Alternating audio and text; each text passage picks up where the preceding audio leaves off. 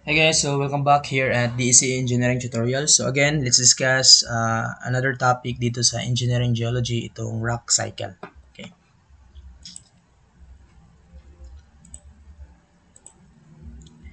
Okay, so sa rock cycle, so let's say start with magma. Okay.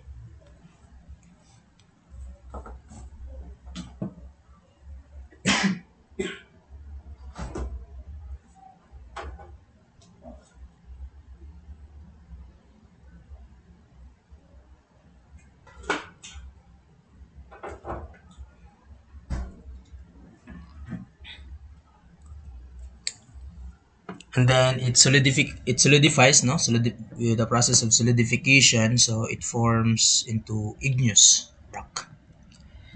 And then yung igneous rock, it undergoes transportation, erosion, tsaka weathering. So, kumbaga may mga sediments, no? Kasi nai-erode yung mga surfaces, no? Natatransform, nai-erode, no? Transport, no? And then, through compaction, cementation, tsaka crystallization, so kaya naging sedimentary rocks yan, no? And then, through metamorphism, so nagiging, ano yan, metamorphic rock, and then nami-melt, no? Due to high pressure and temperature, so nami-melt, then it forms back to magma. Okay? So, yung metamorphic rock, no? Tsaka yung sedimentary rock, so pwede rin din silang like for example, may metamorphic rock ka, no? So pwede mag-transport, mag-erode yan, tsaka mag-withered, no? Ganun din sa sedimentary rock, no? So it can transport, erode, tsaka withered. Okay? So pag na-erode yan, no? Then back to sediments, then compact, cementation, crystallization, so it goes back to sedimentary rocks, no? Ganun din yung sa metamorphic rock, no? So it undergoes metamorphism again, so to form metamorphic rocks, no? And so on and so forth.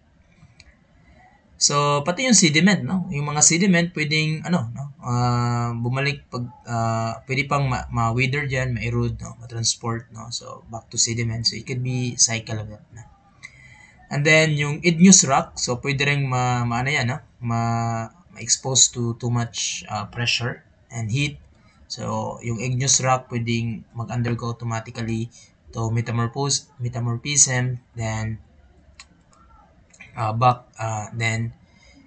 it forms metamorphic rock, no? Then melting with magma, no? So parang ganun. Okay? So, kumbaga meron tayong tatlong types of rocks, no? Nga pala, ito yung tinatawag natin na rock cycle. Okay? So we have these three types of rock. The first one is the igneous rock. The second one is the sedimentary rock. And the third one is the metamorphic rock. So, itong igneous rock, this is formed by solidification of magma. No? So, when the molten magma cools on the surface of the earth, so that's called extrusive igneous rock on the surface. Okay? On the surface of the earth. But when the molten magma cools below, no? Below the surface of the earth, kumbaga, hindi siya nakalabas. So, kumbaga, yung magma nag-cool doon mismo sa loob ng surface ng earth, no? So that's called intrusive, no? Meaning inside, no? Intrusive igneous rock, or sometimes we call that one as plutonic rock or simply plutons, no? Yung term natin. Okay? So ito yung mga different example ng igneous rock. We have this also mga different symbol nila, no? So we have this volcanic breccia or tuff, no? We have the andesite and rhyolite lava. We have the basaltic lavas, felsic volcanic, intermediate volcanic, mafic volcanic, granite, no? So, yung granite is an igneous rock, no? So, pag yung granite na to subjected to high pressure and density, high pressure and temperature, so, pwedeng ano yan, no?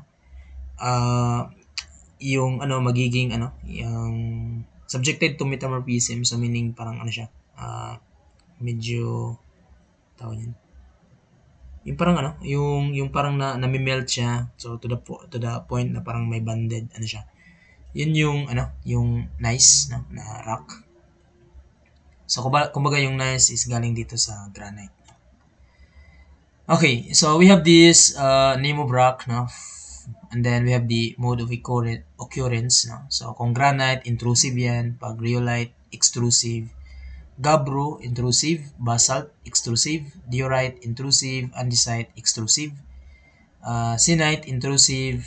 Trachyte, extrusive. Then perid, peridotite, intrusive. Pakahirap lang basahin ng mga ng mga hack na yan. We have texture, coarse, fine. No? Yan. We have the abundant minerals inside the granite and rhyolite. We have the quartz, sodium, feldspar, potassium feldspar. For the gabbro and basalt, we have the plagioclase, pyroxene, and olivine. Dito sa diorite and andesite, we have the plagioclase and hornblende.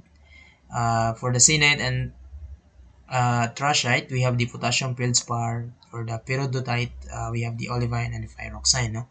Yung mga less abundant minerals naman, ito din yan. Okay? Sige. So, yan yung sa igneous rock. No? Punta naman tayo dito, no? Pag yung igneous rock, no? Natatransport, erode, then withering, or even yung sedimentary tsaka metamorphic. No? So, it becomes sediments. No? So, sediments, those are transported soil. No? So, we have 6 types. We have the glacial soil, formed by transportation and deposition of glaciers. Alluvial soil, those are transported by the running water and deposited along streams. We have the lacustrine soil formed by deposition in quiet lakes. We have the marine soil formed by deposition in the seas. We have the Aeolian soil transported and deposited by wind. And we have the colluvial soil formed by the movement of soil from its original place by gravity such as during landslide. Okay? So, yun yung mga 6 types of sediments or transported soil. So, punta naman tayo dito sa sedimentary rock. No? So, sedimentary rocks again formed by the compaction, cementation, and crystallization of the sediments. So, ito naman yung mga different types of sedimentary rock. We have the sedimentary breccia, conglomerate, sandy conglomerate, pebbly sandstone, coarse-grained sandstone, fine-grained sandstone. We have the cross-beaded sandstone, mudstone and sandstone, mudstone, muddy limestone, sandy limestone, mga limestone, Chile limestone, dolomitic limestone, dolomite. Okay? Yung sa Dolomite Beach. Na?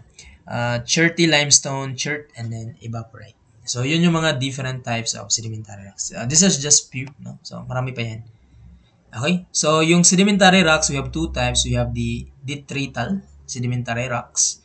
So, yung detrital sedimentary rocks, so we have this particle size na granular or larger. So, meaning grain size is 2 mm to 4 mm or larger. So, example of that is the conglomerate. Yung sand, we have the sandstone, silt and clay, we have the mudstone and shale.